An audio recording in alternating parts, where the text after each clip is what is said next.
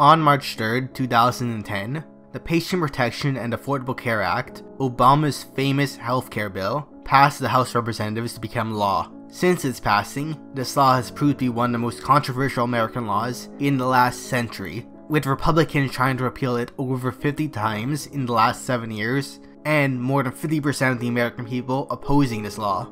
So how did such a controversial law even get passed? Let's take a look. In 2008, then Democratic Senator Obama was elected President of the United States, and due to large-scale dissatisfaction with the previous Republican president, came into office with both a majority in the House and the Senate. At this point, the Democratic Party began to prepare ideas for a healthcare bill to put to Congress. The idea of a single-payer system was rumored to have been the first choice for Democratic leadership, but the Democratic Party never proposed this bill, so we can't be sure. Eventually, the Democratic Party agrees on the Republican idea of an individual mandate insurance system. This idea ended up being chosen by Democrats in order to keep the conservative members of their party happy and to try to win over Republicans. The House Democrats took the Republican idea and added the optional type of single-payer healthcare known as a public option, and as per the Constitution, this bill began in the House first and had a vote on November 7, 2009. The bill barely passes with 220 votes for and 215 votes against. In this vote, every Republican in the House, except for one, voted nay on the bill, being joined by 39 Democrats who also voted nay. But despite the narrow victory, it was still a victory. The next step was the Senate, and this was much trickier than the House. The House only required a simple majority to pass the bill. Meanwhile, the Senate needed a 60% majority due to a Republican filibuster. When this Congress began, this would have been impossible for Democrats to achieve, as they only started with 55 out of the 100 seats in the Senate.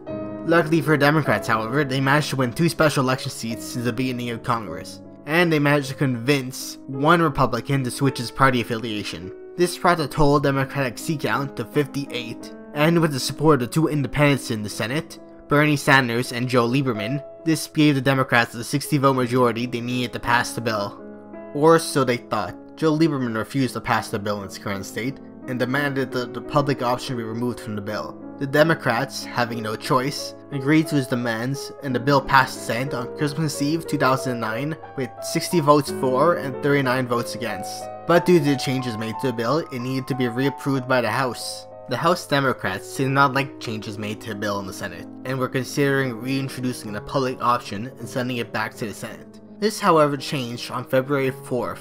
On that day, the Democrats lost the special election in the Senate. The Democrats now had only 57 votes, meaning that even with the 2 independents, they could not win. The House was forced to either pass the bill now, or watch it die in the Senate. On March 21st, the current form of the bill passed the House with 219 votes for and 212 votes against. This time, only 34 Democrats voted against this bill, along with every single Republican in the House.